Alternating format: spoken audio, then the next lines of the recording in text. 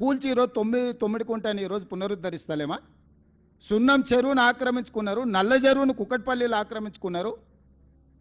ఇట్లాంటివి ఎన్నో చెరువులను మీరే కదా బేగంపేటలో ఒక మొత్తం 30 కాలనీలు మునిగిపోయేటట్టు 100 మీటర్లు ఉన్న మూసిని మన నాలాన్ని ఆక్రమించుకొని కడితే కూలగొడితే నిన్న మన పాలాభిషేకాలు చేస్తలేరా? ఈరోజు చెరువును ఆక్రమించుకుంటే తొలగించినము. చెరువులు ఆక్రమించుకున్న దాంట్లో పెద్దోళ్ళే కాదు, ఎవరైనా తెలియని అమాయకులు పేదవాళ్ళు ఉంటే వాళ్ళకి కొంత కష్టం వచ్చి ఉండొచ్చు. వాళ్ళకి డబుల్ బెడ్రూమ్ ఇల్లు ఇస్తామని చెప్పినాం, అధికారులను నేను పంపించిన. వాళ్ళకి ఏం చేద్దామో చెప్పండి, వాళ్ళని ఆదుకుందామని చెప్పిన నేను.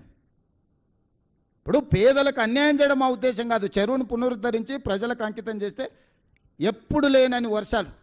నేను సూటిగా మీడియా మిత్రులను అడుగుతున్నా. చిన్న వర్షం వస్తే హైదరాబాద్ అంతా మునిగిపోయేది, ఇండ్లన్నీ నీళ్ళలో కొట్టుకుపోయేది, టీవీలు ఫ్రిడ్జులు మంచాలు పేదోళ్ళు ఏడ్చేది.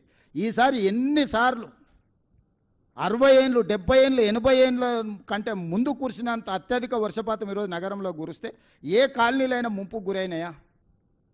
ఏ రోడ్లైనా జలమయమైనవా? వాటన్నిటినీ హైడ్రాని పెట్టి ఒకప్పుడు చంద్రబాబు నాయుడు గారు వాటర్ హార్వెస్ట్ పిట్స్ అని తీసుకొస్తే నేను ఇప్పుడు వాటర్ హార్వెస్టింగ్ వెల్స్ అని 10 లక్షలు 20 లక్షల లీటర్ల నీళ్లను రోడ్ల మధ్యలోనే పెద్ద పెద్ద బావులు తయారు చేసి భూమిలో నీళ్లు ఇంకిపోయేటట్టు చేసి రోడ్ల మీదకి వచ్చే నీళ్లను భూమిలో పెద్ద బావులు తవ్వి దాంట్లలో నిల్వ చేసి భూమి గుంజుకునేటట్టు చేసిన ఇవాళ నేను. ఒకప్పుడు రాజ్భవన్ ముందర చిన్న వర్షం వస్తే ఎన్ని నీళ్ళు ఉండేది మీరు అందరు సాక్ష్యం కదా? మక్తాకు పోవడానికి అవకాశం ఉండేనా? ఈనాడు ఆఫీస్ దగ్గర కేసీపీ గెస్ట్ హౌస్ దగ్గర ఎన్ని నీళ్లు ఉండేటివి?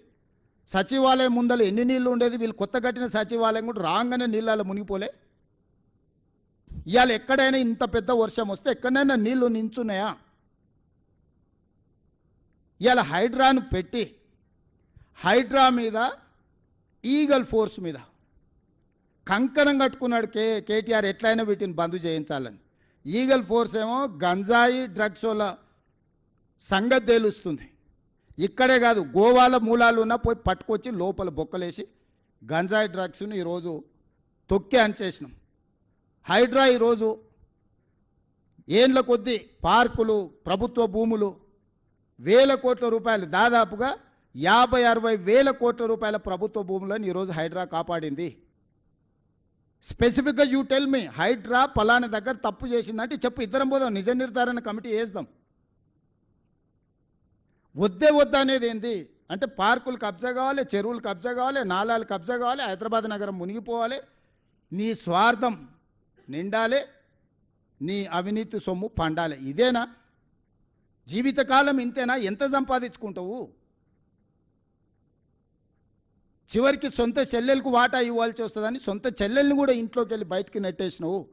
ఇంతకంటే ఎవడైనా నికృష్టుడు ఉంటాడా? పాత సామెతోటి ఉంది, కోతుల పంచాయతీ పిల్లి తీర్చిందని. హరీష్ రావు సంగతి మీరు అందరూ ఆలోచన చేయరు. మెదక్లో జగ్గారెడ్డిని ఫస్ట్ బయటికి తోలేండు అడ్డం వస్తాడని, విజయశాంతిని బయటికి తోలేండు, రఘునందన్ రావుని బయటికి తోలేండు.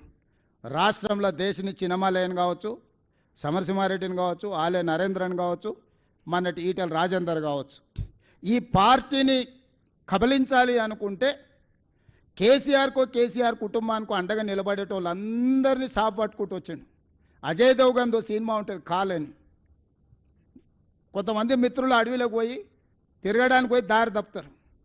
అడవిలో నాకు అన్ని దారులు తెలుసు మీకు చూపిస్తారా అని ఒక ఆయన వస్తాడు, ఆయనే అజయ్ దేవగన్ కాల్ సినిమాలో.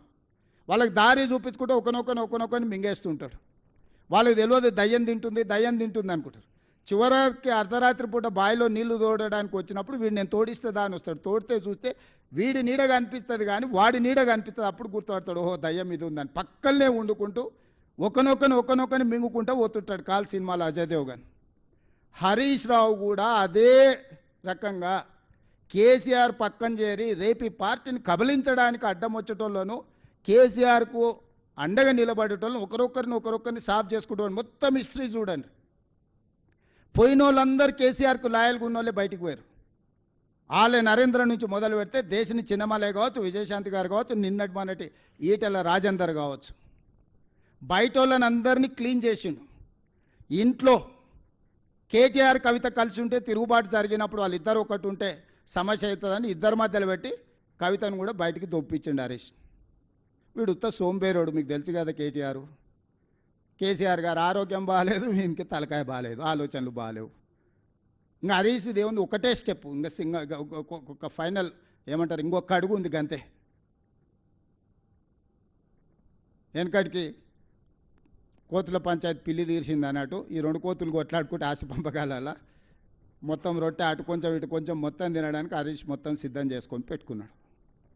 వీళ్ళ తెలంగాణ రాష్ట్రాన్ని కాపాడేది, వీళ్ళ తెలంగాణ రాష్ట్రానికి ప్రతినిధులు, వీళ్ళ ఈ నగరానికి భద్రత కల్పించేది, వీళ్ళ ఈ నగరాన్ని అభివృద్ధి చేసేది, వీళ్ళ సమన్వయము, ఈ బ్యాడ్ బ్రదర్స్ సమన్వయము మెట్రో ఆపడానికి, మూసీ ఆపడానికి, రీజనల్ రింగ్ రోడ్ ఆపడానికి, రేడియల్ రోడ్స్ ఆపడానికి, ఫ్యూచర్ సిటీని ఆపడానికి, వరంగల్ ఎయిర్పోర్టును ఆపడానికి, ఆదిలాబాద్ ఎయిర్పోర్టును ఆపడానికి, వీటిని ఆపించడానికి బ్యాడ్ బ్రదర్స్